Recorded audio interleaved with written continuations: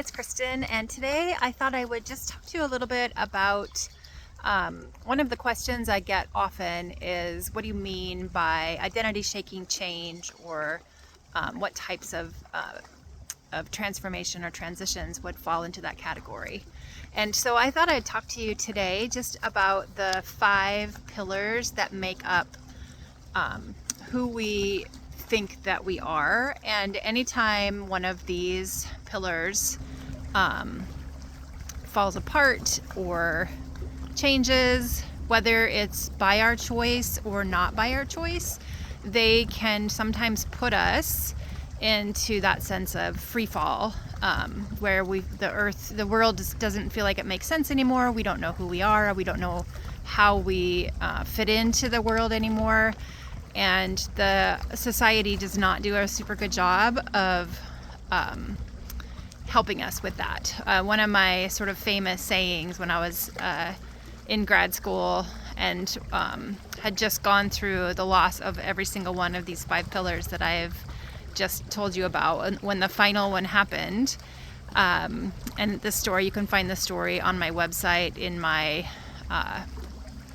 it's in one of my blogs anyway. I think it might be it's definitely in one of my blogs, the metamorphosis one. And maybe I'll get to it when I talk to you today, but that wasn't my point. But anyway, so every single one of these things happened, and I sort of shook my fist at God or the universe or whatever you want to call that, and said, even caterpillars get a stick, because I just felt so completely flailing, like nothing. There was nothing that I had based my identity around was there anymore. So these 5 things are, number 1, what we do, our roles or our work. So this could be like if you have always thought of yourself as a mom or a wife or something like that, and you're going through a divorce, or all your kids are gone, or God forbid, the death of a child or something, and it's just not there anymore, right? The next one is who we belong to, our relationships and our community. And at the time that this happened with me, where I lost all 5 of these, it was, I still had my friends, but I was still single, and they were all starting to become moms, and my siblings were starting to become moms, and I sort of felt in that in-between space where I just, I just couldn't relate in the same way to people in my peer group anymore. And so that was another one that was gone. Number 3 is what we know or understand, our beliefs or confidence in the world. And at the time, for me, I was going to grad school. And so you know how it is when you start to learn something new, there's that continuum, the learning continuum, where there's unconscious incompetence, right? Where you don't know what you don't know, so you don't worry about it. And then there's the conscious incompetence, when you're starting to realize that there's so much out there that you don't know. And I was in that state in grad school where it hadn't all started to fit back together again. And I was just realizing how much about the world I was clueless about. And that this can happen for a lot of different reasons. That was my reason, but it can also be because something that you've always believed in before, like let's say that you grew up in a faith or something, and suddenly your faith, you've lost that faith.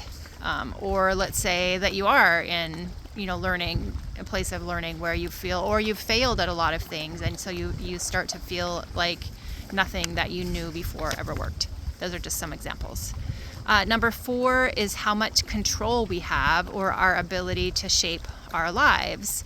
And at the time, something happened with my family that is not my story to tell, but it was the kind of the bedrock of what my sense of family had always been, was no longer there. And so I didn't have any control over that. You think you have control, you try to have control, but you don't. There's a lot of things that you really have no control about. I know a lot of people felt that way during the pandemic, right? When suddenly all these things that we took for granted. We weren't even allowed to go outside of our homes anymore, or, see our friends. And, especially if you lived alone or in a city or someplace where you couldn't even get out to nature very often, this could be really disconcerting. There was just no more, we felt like we didn't have control of it. The same thing had happened, like the California wildfires or some of the other weather events that have happened. Just that sense of having any control over anything is just completely gone. And then the last one is what gives life meaning, the things that hold it all together. And this could be, I've already mentioned a few things, but for me in this particular instance that I'm talking about, it was my faith in nature that that I could find solace in nature. That had always been my solace when everything had gone wrong. And this particular time when all of these things had happened and I was living through, the first one for me at that time was I wasn't working anymore. I lost my job, which I always had said was not what I based my identity on. But then when I didn't have it anymore, I realized like how much of my identity over the last 11 and a half years that I was with the company was actually based on being a part of that community. But so the final one, the straw that made me shake my fist at God and say, even caterpillars get a stick, was I had sat down to watch a nature show on TV, and it was these wild horses, and there was this mama and this baby horse, and I was just like, oh, isn't that so sweet? Look how beautiful nature is. And then the stallion of this herd came along and kicked that baby horse to death. And it was just like right there on TV, right in front of us. And, they didn't zoom in, and it wasn't like you got all the bad thing. But I felt like, how Phoebe Buffay, with the first time she watched Old Yeller all the way through to the end, that's how I felt. It was just like, so like, I just couldn't believe that in the midst of everything else, I sat down to try to be comforted by nature, and I had to watch this stallion beat up this baby colt right in front of my eyes, kick him to death, and I lost it. So when all of that happened for me, I felt like Alice, who just fell through the rabbit hole, right? Sometimes you see Alice falling through the rabbit hole with this calm, curious look on her face. But it was not calm and curious for me. It was just like full on free fall. I didn't know I didn't have any of the things that made me feel like I had any sort of security in who I was. They were all completely gone. So whether that is you, if that's you and all 5 are gone, then absolutely, for sure, I've been there more than once and would be happy to walk with you through that.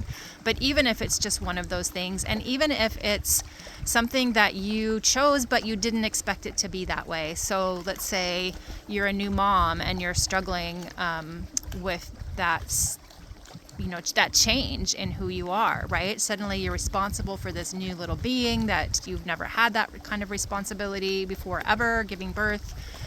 Or whether I have worked with an artist who is losing her eyesight, and that sense of control over your world, something that she was really good at, was suddenly being taken from her in a way that she wasn't sure how to navigate.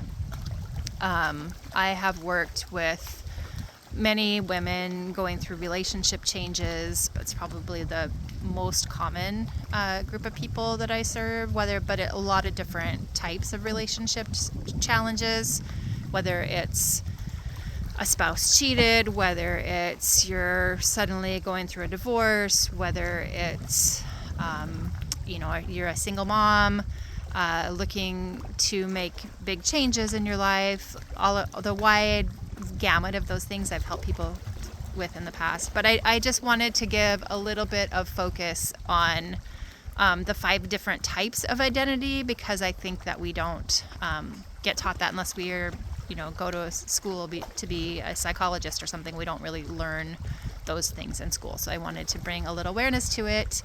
and let you know that that's what I mean when I talk about identity shaking change. So if that's you and you would like some support, I'm always here. I'm happy to help you.